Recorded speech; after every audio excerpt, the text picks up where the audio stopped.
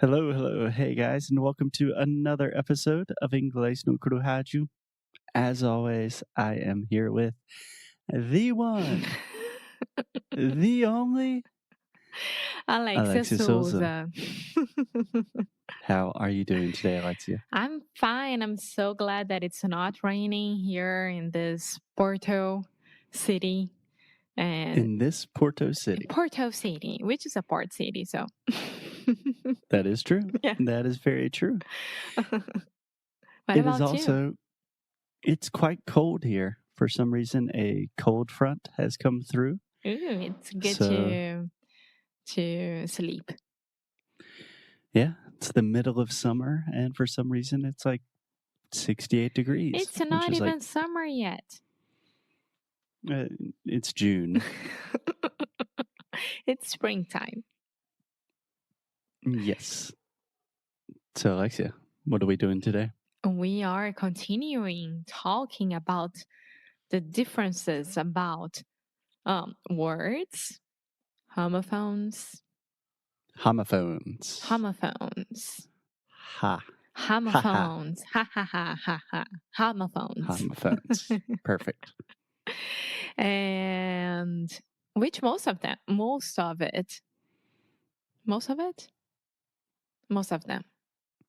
I don't know. They are like feeling expressions as well. Yeah. So, if you have not listened to the last few episodes, we are basing our conversations this week off of a guy that Alexia found on TikTok. His name is Gregg, and he is a writer, and he's giving a lot of fun English tips. And today, Alexia, I actually wanted to talk about two words that are not homophones, but they are similar words. And these are words that I hear our students use all of the time. And a lot of the time, I don't think people really use them correctly. So I wanted to clarify a few things. Yeah, I'm pretty sure that I make this mistake a lot as well. Yeah, probably, which is okay. There is nothing to be ashamed about. Okay, before we start, just to let you know that Instagram is bombing right now because I'm doing those pranks with my dad, and everyone is really enjoying it. And now he calls himself as a dad influencer. Your dad is a dad influencer. Can I give you a quick recommendation, Alexia? Uh-huh. When you say bombing, bombando, first, we don't say that in English. Secondly, if we did say that in English, we would not say bombing. The B is silent. Bomb. That's true. Okay, bomb. You're still saying a B at the end. Bomb. Okay, so say the word mom. Mom. Now just, bomb. There we go.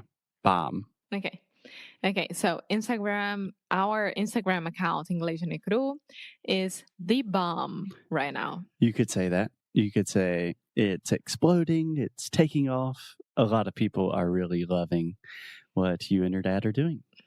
Yeah, so that's it. Yeah. Let's start with the English class today. Yeah, check out our Instagram, but first, listen to this show.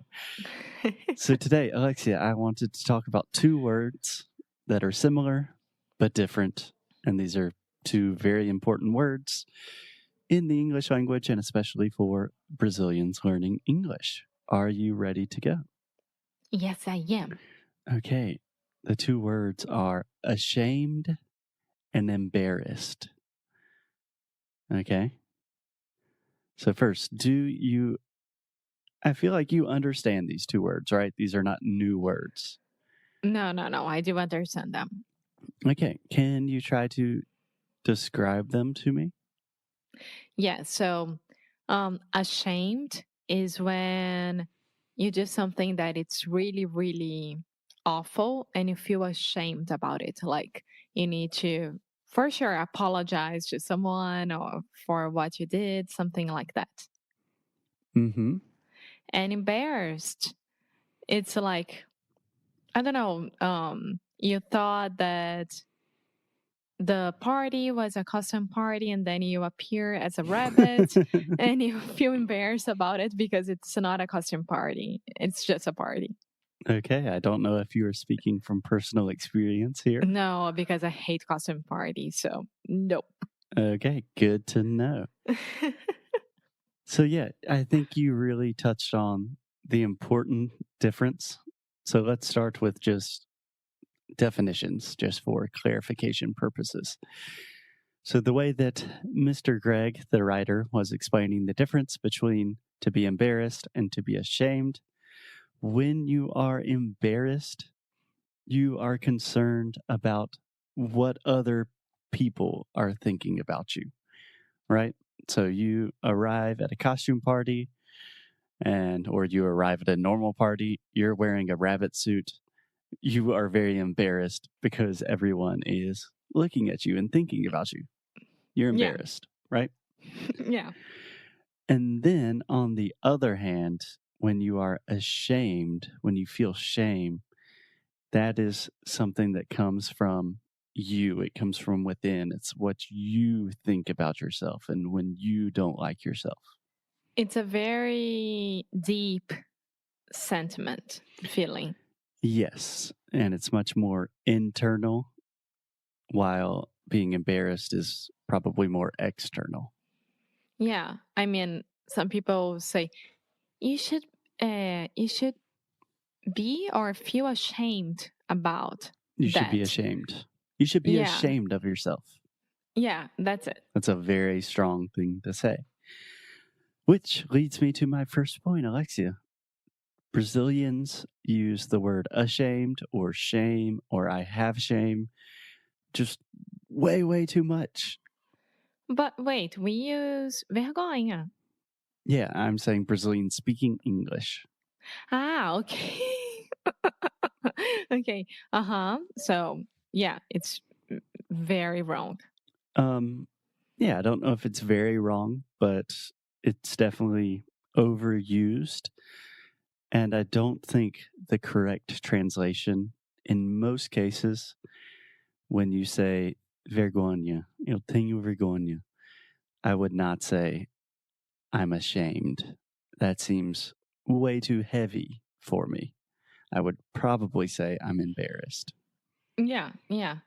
And this goes to a lot of people who feel that they are shy as well. Like, I'm embarrassed. I don't want to go. I don't know anyone there. I won't like that place. Yeah. So, one of the most common things that we hear from all of our students is, I speak English, I can understand you on the podcast, but I'm too ashamed to speak to people, or I have too much shame. And I want to argue that you're not really ashamed, you are embarrassed. Yeah. Shame on you, Foster. It's when someone is like, you should know that. Shame on you. Yeah, I mean, shame is just it's a deep sentiment, and it is reserved for more serious situations. And you could say, I'm ashamed of my English, but that means you're not talking about the moment when you're speaking and you can't find the right word. That's embarrassment. Ashamed is something like, I know I should speak better English, but I'm not studying and therefore I feel ashamed. Does that make sense? Yeah. So, just to be clear here, to feel ashamed Mm-hmm. or to be ashamed? Either one. Normally I say to be ashamed. To be ashamed is a very deep feeling that in very special circumstances or situations, you're going to feel like that. And embarrassed is what you want to use when you're feeling vergonha. Eu tenho vergonha de falar inglês na frente de falante nativo, eu tenho vergonha na hora de me apresentar, eu tenho vergonha disso, daquilo. That's the point. Exactly. So I can give you an example with my own personal language studies. When I'm speaking Portuguese, I get embarrassed all the time, every day. I say stupid things. People don't understand me. People laugh at me. It's embarrassing. It's part of the process. It's totally okay. It's embarrassing, but it's good to be embarrassed every now and then, right? Yeah, of course. But for example, with my Spanish nowadays, I have not studied Spanish or really spoken Spanish in years. And in the past, I loved Spanish so much and I could speak really well.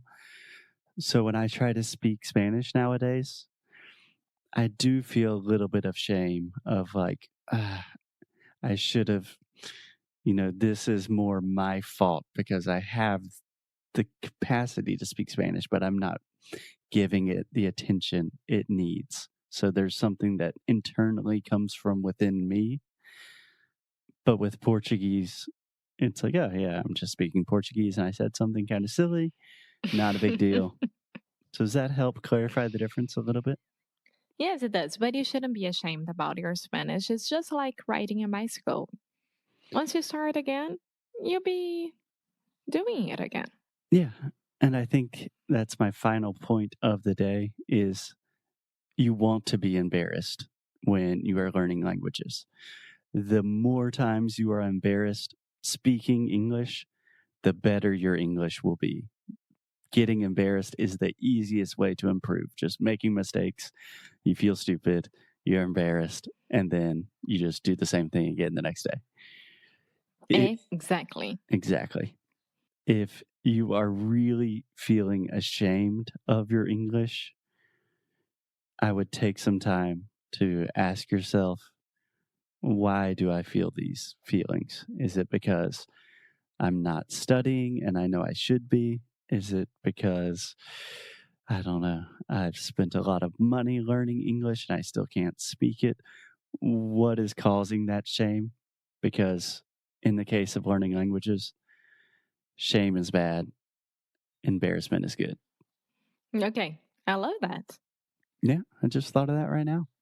That's what makes you a really, really good teacher Okay. and a person. Thank you, Alexia. Thank you, Greg, for the inspiration. Thank you, all of our sweet, sweet listeners, for listening. And we will be back tomorrow. Bye. Bye bye.